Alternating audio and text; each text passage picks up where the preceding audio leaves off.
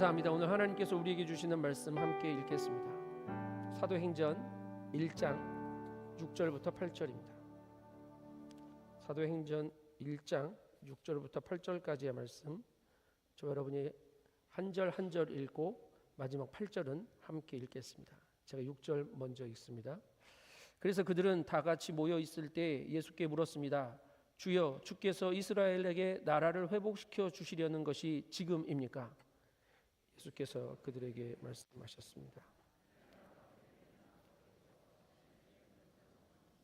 너희가 알 것이 아니다. 8절 함께 읽습니다. 그러나 성령께서 너희에게 오시면 너희가 권능을 받고 예루살렘과 온 유대와 사마리아와 땅 끝까지 이르러 내 증인이 될 것이다. 아멘. 새로운 한 해가 시작되었습니다. 하나님께서 우리를 위해 창조해 주신 새날임을 믿습니다. 세상은 시간을 나눌 때 BC, Before Christ, 주님이 오시기 전, 그리고 AD, 안노 도미니, 주님 오신 후, 주전과 주후로 나누어서 시간을 생각하려 합니다. 그런데 안노 도미니는 라틴어입니다. 라틴어를 직역하면 이거예요. 주님 오신 후의 시간이 아니라 그리스도의 해라는 의미로 해석할 수 있습니다. 다시 말하면 올해는 그리스도의 해 2026년입니다. 신앙의 마음으로 다시 해석해 보면 올해는 주님 오신 후 몇 년째 해가 아니라 주님의 해인 오늘 2026년을 우리가 살고 있다라고 이해하시면 되겠습니다. 오늘은 설교의 서론이 아니고요, 도입이 아니고 매우 중요한 이야기를 설교의 앞부분에 드리려고 합니다.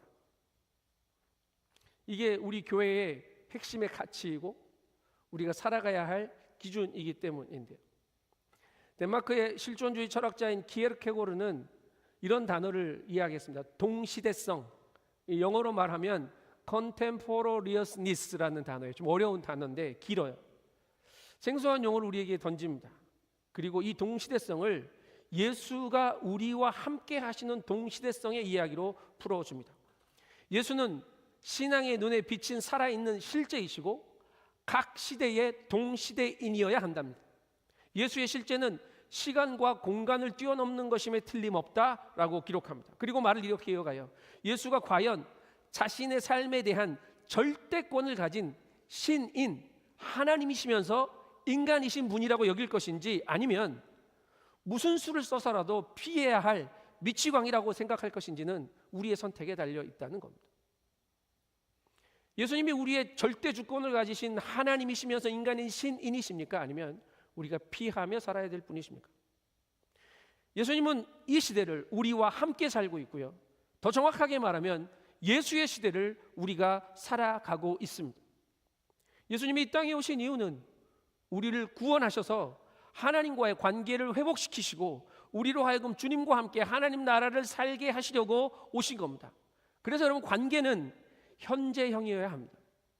지난 관계는 깨어진 관계거든요. 주님은 부활 승천하셨지만 그것으로 세상을 끝내지 않으시고 우리를 이 땅에 남겨두셨습니다. 그 이유는, 그리고 성령을 보내주셨죠. 그 까닭은 우리를 통해 온 세상을 구원하시는 일을 이루어 가시기 위해서이죠. 그래서 이것이 우리에게 맡겨진 선교의 사명입니다. 사명은 내일의 이야기가 아니고 오늘의 이야기입니다. 예수 그리스도를 이 땅에 오신 첫 번째 선교사라고 말씀합니다.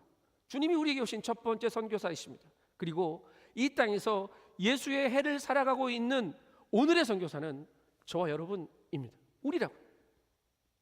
이 그리스도의 동시대성, 함께 계시는 주님에 대한 인식이 선교론을 좌우하고요, 이 선교론이 교회론을 좌우합니다.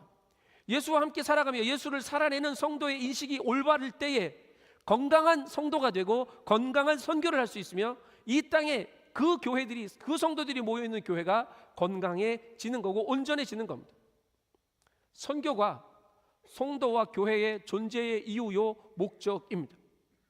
착각하지 마십시오. 포교 활동을 통해서 교회의 부흥을 일으키거나 양적인 성장을 일으키는 게 목적이 아니라 하나님의 마음, 아버지의 심장을 전하는 일이 우리의 목적입니다. 선교는 주님의 마음을 가지고 주의 손과 발이 되어 살아내는 삶을 이야기하는 겁니다. 선교신학자인 마이클 프로스트는 교회의 네 기둥을 선교, 공동체, 이건 교제라고 보실 수도 있습니다. 그리고 제자도 양육이라고 이해할 수도 있고요, 예배, 이렇게 큰 네 개의 기둥으로 설명합니다. 그런데 선교라는 기둥이 살아 있어야 다른 기둥이, 다른 축이 상하지 않고 교회가 건강하게 서 있을 수 있다라고 말합니다. 선교가 교회의 촉매다, 캐털리스트다, 이 말씀을 여러 번 드린 기억이 납니다. 선교가 교회의 촉매 역할을 해야 합니다. 왜냐하면 다른 부분, 그러니까 공동체, 제자도, 예배는 다 우리 안을 향해 있습니다. 나를 향해 있다. 그러나 선교만 밖을 향해 있어요. 선교는 교회의 문입니다. 교회의 문이 열려 세상을 향해 받은 은혜가 흘러가야 하고요, 주의 사랑의 능력이 살아내줘야 하는 게 선교라는 기둥이 감당하고 있는 역할이거든요. 이 문이 열려 있지 않으면 교회는 고일 것이고 썩을 것이며 생명력을 잃게 될 것입니다. 오늘의 교회는 시작부터 선교가 교회의 방향이었고 목표였습니다. 모든 사역이 깔때기와 같이 많은 부분에서 선교를 강조합니다. 기승전 선교입니다. 그래서 우리는 매년 첫 번째 주일과 두 번째 주일을 온 성도가 선교에 헌신하는 선교 헌금 작정 주일로 드립니다. 여러분에게 헌금을 많이 거두겠다는 게 목적이 아니고요, 열방에 나가 있는 선교사들만 선교하는 게 아니라 이곳에서 함께 무릎 꿇고 기도하는 우리의 마음과 기도와 정성이 온 열방이 주님의 나라를 이루어 가기를 원하는 그 결단을 함께 이루어내는 겁니다. 선교가 교회의 사명입니다. 선교가 교회의 존재 목적입니다. 오늘 본문은 예수님이 제자들에게 선교의 사명을 부으시면서 승천의 자리에서 마지막으로 하신 말씀입니다. 이 말씀에서 우리는 흩어져야 하는 교회의 이유를 찾습니다. 교회에게 남기신 말씀을 통해 선교하는 공동체로 우리의 정체성을 확인할 겁니다. 내 증인이 되어라 라는 예수님의 말씀 앞에서 우리 공동체와 각 사람이 내가 지금 우리와 함께 하시는 예수의 증인이라는 삶의 사명을 확인하는 은혜의 시간 되기를 소망합니다. 6절의 본문을 함께 읽겠습니다. 본문으로 들어갑니다. 시작. 그래서 그들은 다 같이 모여 있을 때 예수께 물었습니다. 주여, 주께서 이스라엘에게 나라를 회복시켜 주시려는 것이 지금입니까? 모인 사람들이 예수께 질문해요. 이 질문의 배경은 부활하신 예수님이 40일 동안 제자들과 사람들과 함께 계시다가 하나님 나라의 일들을 말씀하셨죠. 그리고 무슨 말씀을 하시냐면 예루살렘을 떠나지 말고 아버지께서 너희에게 약속하신 선물을 기다려라 라고 말해요. 요한은 물론 너희에게 세례를 주었지만 너희도 며칠이 지나지 않아 성령으로 세례를 받을 것이다 라는 말씀을 하십니다. 이 말을 듣고 난 다음에 사람들이 예수님께 질문하기 시작합니다. 감람산에 모였습니다. 아마 예수님이 승천하실 거라는 건 상상도 못했겠죠. 말씀하시는 주님께 자신들의 기대를 담아 물어요. 이제 드디어 이스라엘 나라를 주님 회복시키시려는 겁니까? 사람들을 500명이나 모았으니까 이제 뭔가 좀 하시려나? 라는 생각이 들었겠죠. 그러나 그들이 의심에 가득 찬 질문이었습니다. 여전히 정치적인 메시아의 끈을 놓지 못한 로마의 속박으로부터 자신들을 회복시켜 줄 것이라는 기대가 지금입니까? 라고 묻는 기대였고요, 이게 믿음에 의한 질문이 아니고 의심이 가득 찬 질문이었다고요. 예수님이 부활하신 이후에 제자들과의 만남을 기록하는 대목에 그들이 의심하였다라는 기록이 여러 번 나옵니다. 마태복음 28장은 제자들의 모습을 이렇게 기록합니다. 그들은 예수를 뵙고 경배드렸습니다. 그러나 어떤 사람은 의심했습니다. 여러분, 부활하신 예수님이 눈앞에 있는데 의심한다는 게 말이 됩니까? 의심했답니다. 마가복음에서는 부활하신 예수님이 마지막 제자들에게 나타나셔서 이렇게 말씀하세요. 그들이 믿지 못하는 것과 마음이 굳은 것을 꾸짖으셨다라고 말합니다. 우리가 기도할 때 그렇게 말하죠. 주님 한 번만 보여주시면 제가 믿겠습니다. 예, 부활하신 주님이 앞에 계셔도 못 믿는다니까요. 그러니까 주님이 보여져야 되는 게 문제가 아니고 굳은 마음이 부서져야 하는 게 문제입니다. 이게 부스러져야, 이게 옥토가 되어야 부활하신 주님이든 주님의 음성이든 뭐가 들려도 주님을 믿을 수 있게 되는 거죠. 내 마음이 굳어 있으면 이 의심은 사라지지 않습니다. 예수님이 공생애 동안 보이셨던 가르침도, 부활하신 후 40일 동안 제자들에게 말씀하신 모든 이야기도 하나님 나라의 일이었습니다. 그런데 여전히 제자들은 자신들의 나라에서, 나의 나라에서 벗어나지 못합니다. 나의 회복, 우리의 문제 해결이 주님 오심의 목적이 아닙니다. 이게 땅의 이야기냐, 승천하시는 하늘의 이야기냐, 이것의 문제도 아닙니다. 하나님의 이야기, 하나님 나라의 이야기라고. 회개하는 것이 나에게서 돌이켜 하나님께로 방향을 바꾸는 일이라면, 구원의 이야기는요, 나의 나라에서 하나님의 나라로 방향을 완전히 이동하는 겁니다. 공간을 이동하는 거예요. 우리의 삶에 하나님의 나라가 임해 있습니까? 우리는 이 땅에서 하나님의 나라를 이루며 살고 있습니까? 목사님 요즘 제 마음이 퍽퍽해서 하나님 나라가 왔다리 갔다리 합니다. 예, 그것과 상관없습니다. 하나님의 나라는 개인의 평안이냐 교회의 부흥이냐의 문제를 넘어섭니다. 예수께서 오셔서 우리에게 선포하신 포로된 세상이 자유로워지고 눈먼 세상이 하나님을 바라보며 눌린 자들이 자유롭게 되는 주 하나님의 은혜의 해가, 예수 그리스도의 해가 온 땅에 선포되어지는 그 하나님 나라를 살고 있냐는 물음입니다. 하나님 나라는 내가 소유하고 만족하는 경험의 이야기가 아니고 내가 하나님께 소유되어지고 세상에 하나님 뜻에 순복하는 새로운 피조물들이 완전히 새로운 존재 방식으로 이 땅을 살아가는, 나의 하루를 살아내는 그 나라가 하나님의 나라입니다. 존재 방식이 안 바뀌면, 나의 살아가는 삶의 이야기가 바뀌지 않으면 하나님 나라는 묘연합니다. 예수님은 제자들이 원하는 방향과 전혀 다른 방향을 가르칩니다. 제자들은 우리에게 이스라엘이 다시 일어나겠습니까? 회복되겠습니까? 라고 흩어진 시온이 우리에게 다시 모여들겠습니까? 라고 묻는데 예수님은 예루살렘에 모이는 머무는 이야기가 아니라 온 유대를 넘어 사마리아와 땅끝까지 가라, 흩어져라 라는 이야기를 하시는 거죠. 숭실대에서 기독교학 교수인 김회곤 교수님이 하나님 나라 신학으로 읽는 사도행전이라는 책에서 이렇게 말합니다. 세상은 국권의 회복과 자신들의 나라의 회복의 이야기를 한다. 사람들이 모이고 힘이 모이고 국력과 국권이 회복되어지는 구심운동, 그러니까 모여드는 운동이죠. 이것을 이야기하지만 하나님은 세계 만민에게 흩어지기를 원하신다. 여러분, 모이는 교회가 아니고 흩어지는 교회가 되어야 합니다. 우리가 소망하고 있는 마음의 소원과 물리적인 회복이 하나님의 나라에, 하나님의 시간과 같지 않을 때가 있어요. 병행되지 않을 때가 많다고요. 역사를 보면 그렇습니다. 선교의 역사들이 그렇습니다. 기독교인들이 박해를 당하고 교회가 쪼개지고 어려움을 당할 때, 끌려갈 때, 그때 선교의 역사는 진행되었다고요. 국가가 쇠퇴할 때 오히려 영적인 하나님의 나라가 진행된 경우들이 많습니다. 우리나라 대한민국의 역사도 마찬가지입니다. 1907년을 어떤 해라고 기억하고 계십니까? 평양 대부흥의 해, 그죠? 그래서 2007년도에 어게인 1907 해가지고 막 이런저런 집회를 했던 기억이 나요. 그런데 1907년에 혹시 무슨 일이 있었는지 기억하시는 분 계십니까? 일제에 의해서 고종 황제가 폐위된 해가 1907년입니다. 정민년이었습니다. 정미조약으로 군대가 해산되어서 나라가 힘을 완전히 잃어버린 해가 1907년이었습니다. 국가로서의 힘과 능력을 잃어버릴 그때 하나님은 나라와 민족의 희망의 역사, 성령의 역사, 부흥의 역사를 시작하셨단 말입니다. 하나님의 나라는 나 자신이나 우리의 흥망성쇠에 연결되어 있지 않습니다. 하나님의 뜻과 하나님의 방향에 연결되어 있습니다. 정형화되고 굳어져 있는 교회는 딱딱한 건물을 쌓아 올리고 규모는 커져갈지 모르지만 예수님이 말씀하시는 성령의 능력을 살아내는 교회는 못 됩니다. 성령을 따라 움직이는 교회는 땅이 아닌 주님을 향하고요, 내가 아닌 타자를 향해서 빛이 되어 확산되어지고 소금이 되어 세상 속으로 녹아 들어가는 교회입니다. 부활하신 주님을 향한 나의 관심은 도대체 뭡니까? 내가 주님께 무엇라고 묻고 있습니까? 그 질문은 땅의 이야기입니까? 하나님의 이야기입니까? 아니면 나를 향해 있습니까? 타자를 향해 있습니까?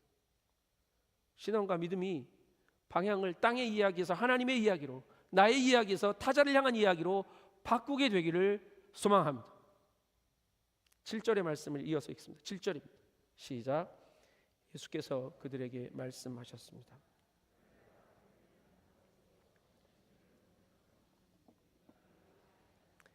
날과 때, 이것도 나의 시간이 아니고 하나님의 시간이랍니다. 너희 알 필요 없다. 너 알지 마. 너 네가 알아서 뭐 하게. 이런 이야기가 아닙니다.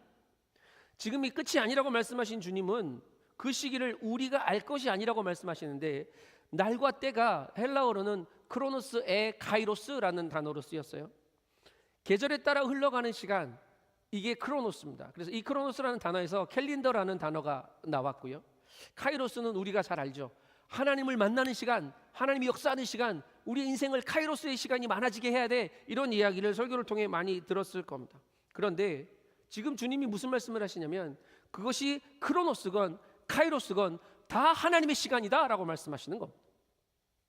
우리의 시간과 하나님의 시간이 구별되어지지 않습니다. 우리가 살아가는 시간을 하나님의 시간으로 바꾸어 가야지, 만들어 가야지, 이런 이야기에서 머무는 게 아닙니다. 모든 시간을 하나님이 주관하고 계십니다. 우리가 살아가는 모든 계절이 하나님의 때가 되게 하실 겁니다. 그래서 인생은 매 순간마다 하나님의 권위를 인정해야 합니다. 하나님의 시간을 우리 것으로 당겨 쓰지 말고 내가 하나님의 시간, 예수의 날을 살아가는 겁니다. 하나님은 당신의 모든 권한으로 우리를 구원하시기 위해서 우리의 시간 속에 계십니다. 우리의 시간을 새롭게 하실 겁니다.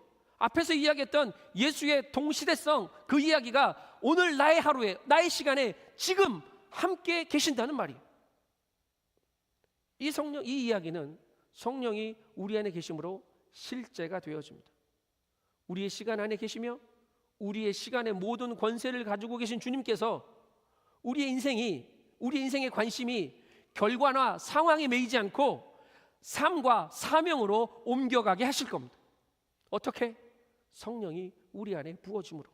8절의 말씀을 읽겠습니다. 8절입니다. 시작. 그러나 성령께서 너희에게 오시면 너희가 권능을 받고 예루살렘과 온 유대와 사마리아와 땅 끝까지 이르러 내 증인이 될 것이다. 성령은 하나님이십니다. 하나님이 우리 안에 거하실 때, 하나님이 주신 권능이 우리의 삶에 임할 때 우리는 그 성령과 함께 사는 은혜를 누리는 거죠.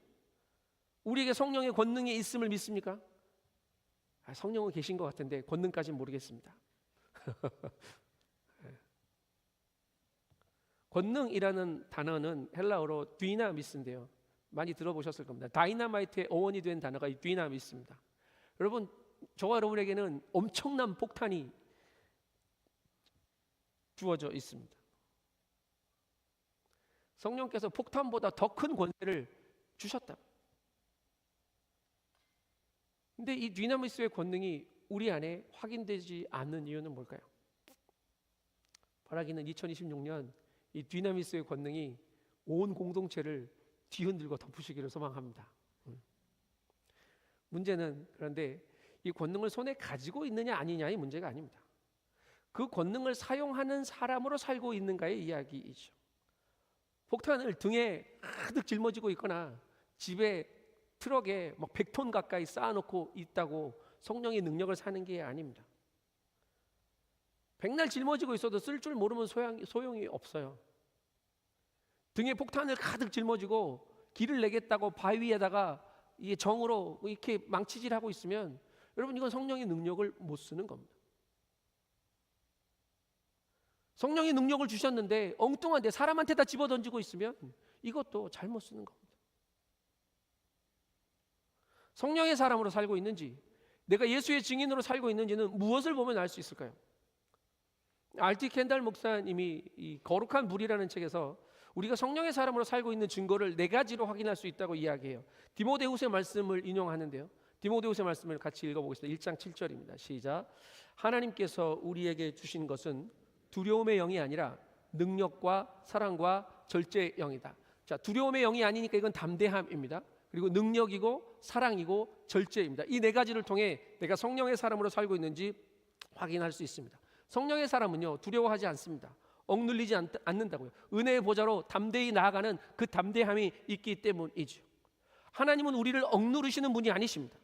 그래서 그리스도인은, 성령의 사람은 눈치 보며 살지 않습니다. 이것은 배려하지 않는다는 말과는 다른 말이에요.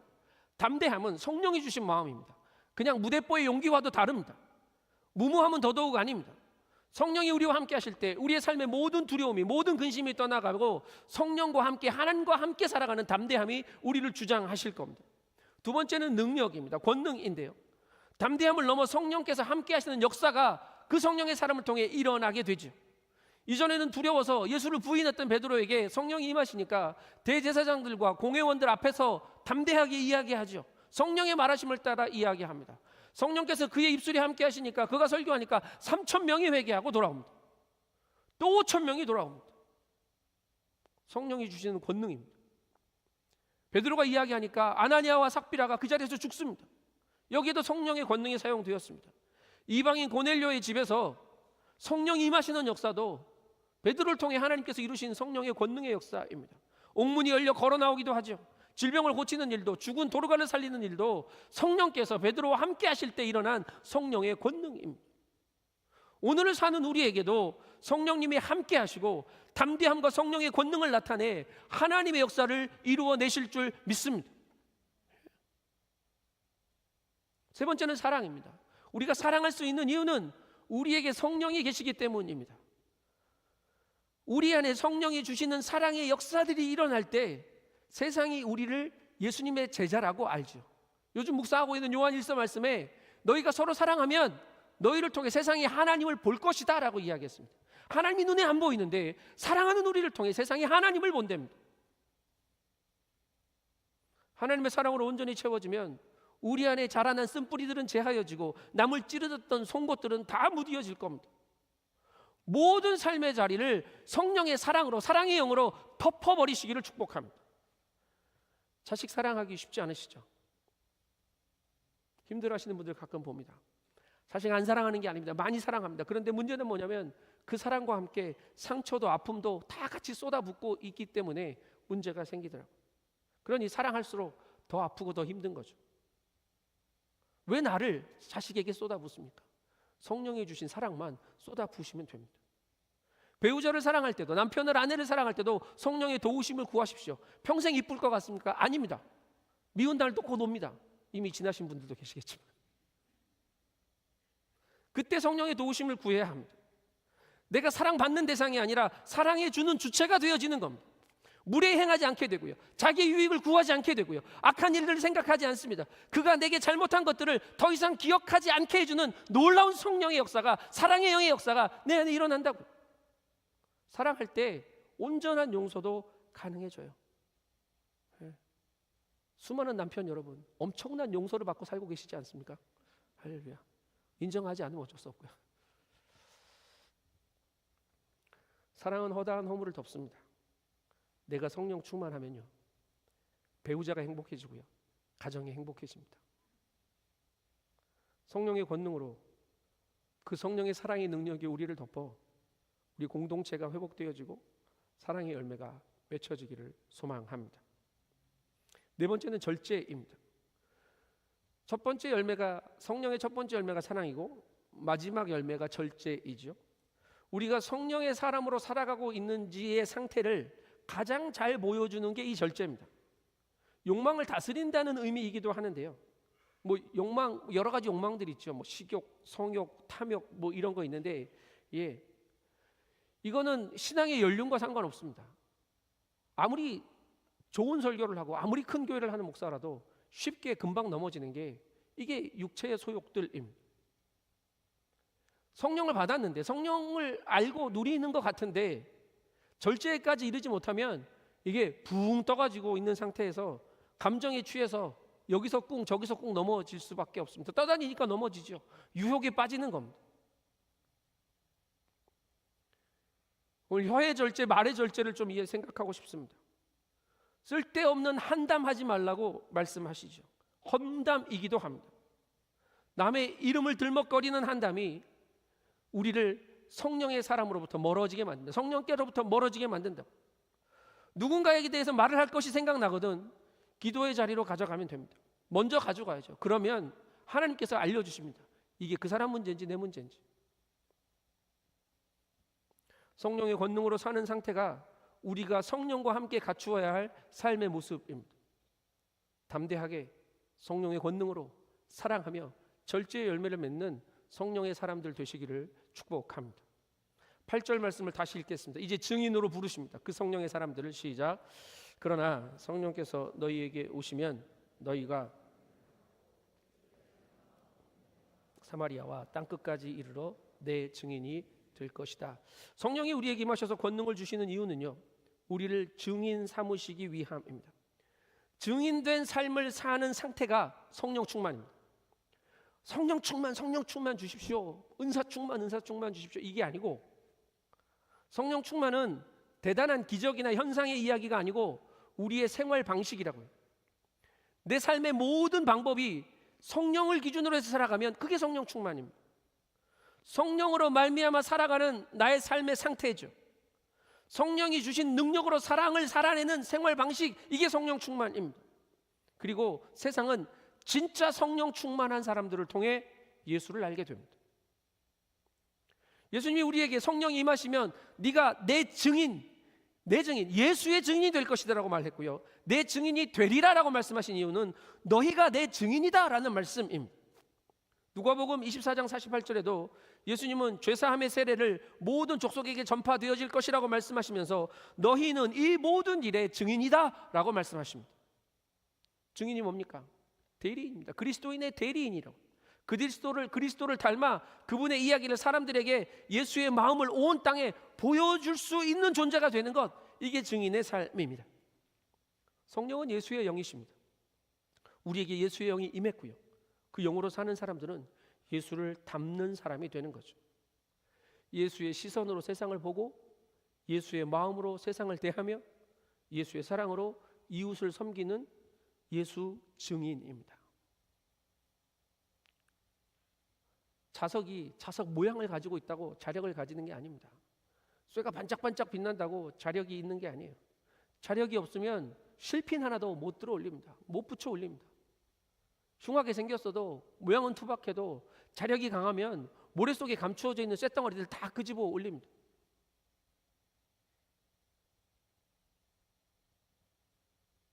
성령이 있으면 그런 증인이 되어 살 수 있다는 말씀입니다. 성령이란 단어는 헬라어로 마르티레스라는 단어인데요. 이 단어에서 순교자라는 단어가 왔습니다. 증인이라는 단어가 헬라어로 마르티네스인데, 이 증인이라는 단어에서 순교라는 마더라는 단어가 왔어요. 제가 옛날에 이 마더라는 단어를 몰랐어요. 그래서 일본에서 한 9년 정도 섬기하셨던 미국인인데 그분하고 한 3일 밤을 같이 먹고 자면서 다닐 일이 있었는데, 그분이 그 동네에서 마더 미모리얼을 꼭 가봐야 된대요. 시간을 나하고 맞추자 그러더라고요. 그래서 마더 미모리얼?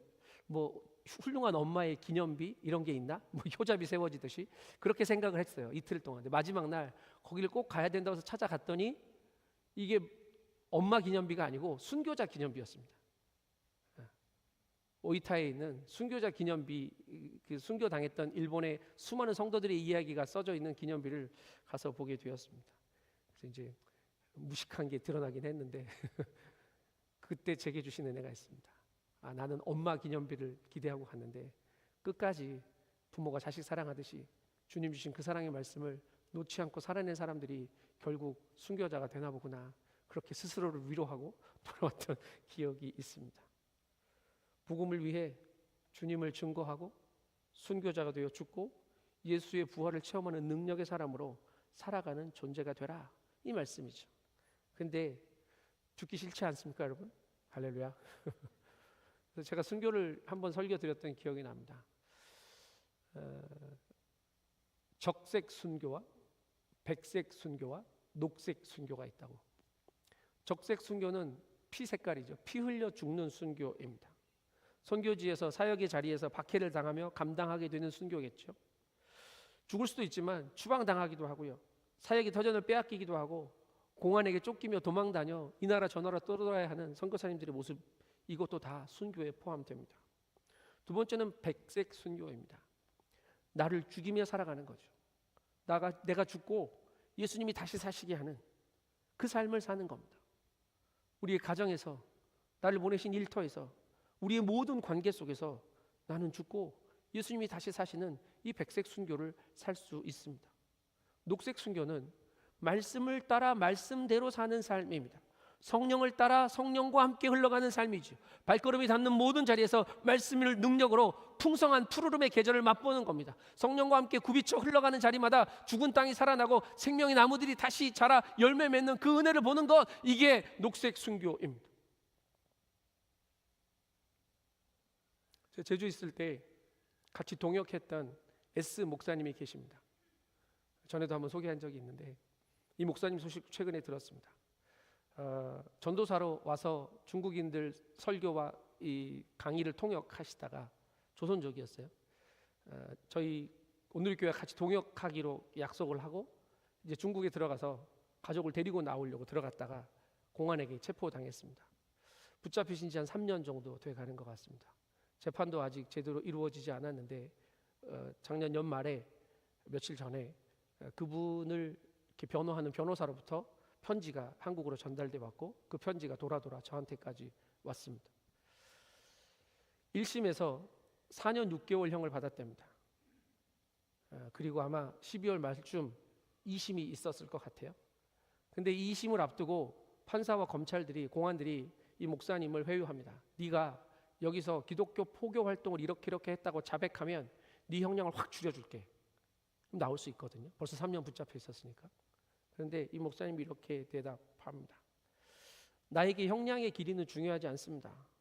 감옥 안에서 수감자들을 돌보는 일을 내 소명이라고 여기고 이 수용소에 주님이 허락하시는 날까지 내가 기꺼이 남겠습니다. 이게 그분의 이야기였습니다. 그리고 뒤에 이어진 이야기는 그분이 그 수용소에서 어떻게 살고 있는지에 대한 이야기예요.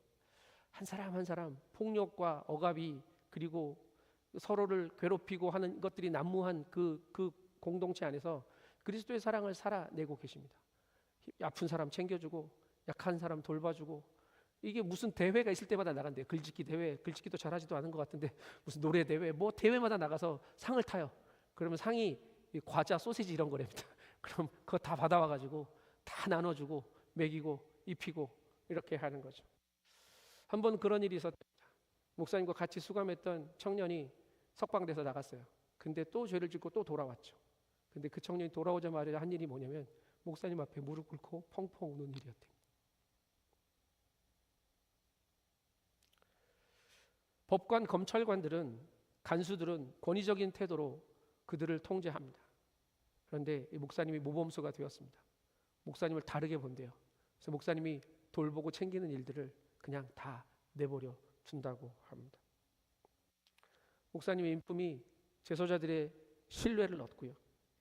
그렇게 감옥 안에서 그리스도의 향기로 살아내고 있다, 이런 편지를 받았습니다. 죽기를 각오한 적색 순교이고요. 날마다 나를 죽이고 예수가 살게 하시는 백색 순교를 살아내고 있고, 나의 편안함과 유익을 구하지 않고 주님 말씀대로 성령의 이끄심 따라 살아가는 녹색 순교를 살아내고 있어서 정말 감사하고 정말 기뻤습니다. 이제 그분을 위한 기도를 바꾸기로 결정했습니다. 성령님, 죽고 주가 사시는 일 마음껏 감당하다 나올 수 있게 해달라고. 여러분, 우리는 이렇게 예수의 증인으로 살아야 합니다. 죽을 데가 없어서 못 죽는 게 아닙니다. 죽지 않아서 안 죽는 겁니다. 저 여러분의 가정이, 우리의 일터가, 우리의 공동체가, 우리의 모든 관계가 예수의 증인이, 내가 죽고 주님이 사는 부활의 증인의 삶을 보여주는 자리가 되기를 소망합니다. 말씀을 정리하겠습니다. 여러분, 우리의 기대와 우리의 소망을 바꿉시다. 여러분의 소원이 뭔지 제가 잘 모릅니다. 그런데 땅의 것 아니고 하나님의 것으로, 나를 향한 것 아니고 타자를 향한 것으로 바꿉시다. 그리고 우리 안에 성령께서 주신 그 능력을 살아냅시다. 담대함으로 행하고요, 사랑으로 섬기고요, 절제하는 삶을 통해서 예수 닮은 삶을, 성령 충만한 생활 방식을 살아내봅시다. 그런 공동체 되기를 바랍니다. 하나님께 시선을 맞추고 예수의 시대를 예수와 같은 마음으로 살아내는 예수의 증인이 되어봅시다. 듣고 본 것을 말하는 게 증인입니다. 아침에 읽은 말씀 이야기하는 겁니다. 오늘 들은 말씀 살아내보는 겁니다. 이게 증인입니다. 선교를 어려운 사역 중에 하나라고 생각하지 마십시오. 헌금을 해야 하고 기도를 해야 하는 게 선교라고 생각하지 마십시오. 예수님이 오셔서 우리에게 당부하신 일이 선교입니다. 우리를 알고 품고 닮아 예수를 보여주는 삶을 사는 것, 주님이 나를 품으신 그 사랑으로 누군가를 품는 게 선교입니다. 좋은 그리스도인으로 살면 그것이 선교의 시작입니다. 예수를 찾고 알아 예수 안에서 발견되는 성도가 선교하는 성도고요. 그런 교회가 선교하는 교회입니다. 제가 가지고 있는 책 중에 리지저스라는 책이 있습니다. 다시 예수. 한국말 번역은 이렇게 됐어요. 세상을 바꾸는 작은 예수들, 선교 이론서입니다. 재미가 없어요. 근데 그 책을 다 못 읽었어요. 다 읽은 게 있어요. 맨 챕터가 끝날 때마다 한 페이지씩 끼어 들어가 있는 이 땅을 작은 예수로 살아낸 사람들의 이야기가 한 10대 명이 기록되어 있어요. 그건 여러 번 읽었어요. 재밌거든요. 선교는 이론이 아닙니다. 작은 예수로 이 땅을 살아내 나를 통해 세상이 주를 보게 하는 것, 이게 선교입니다. 바라기는 우리 밴쿠버 온누리 공동체가 이 땅을 바꾸는 작은 예수 공동체가 되었으면 좋겠습니다. 섬김 받으러 오신 게 아니라 도리어 섬기러 오셨던 예수님을 닮아 서로의 상처를 치유하고 서로의 아픔을 돌아보고 이 외로운 객지 생활에 주님이 주신 마음으로 함께 세워져 가는 선교 공동체로 세워져 가기를 소망합니다. 그 자리에 함께 모였을 때 기꺼이 서로 순교를 감당하고요, 부활의 신앙을 살아내는 선교 공동체, 예수 증인 공동체 되시기를, 아니 우리 한 사람 한 사람이 예수 증인 되어 살아가기를 예수 그리스도의 이름으로 축복합니다. 기도하겠습니다. 주님, 죄인된 나를 용납하시고 주님의 사랑으로 품으시며 그 은혜로 채우셔서 주를 예배하며 주를 증거하며 사는 복 주시니 감사합니다. 날마다 주께 나와 주님만 바라보게 하시고 주님만 닮아가는, 주님만 이야기하는 예수의 증인으로 사는 복 누리게 하여 주시옵소서. 감사를 드리며 존귀하신 예수님의 이름으로 기도합니다. 아멘.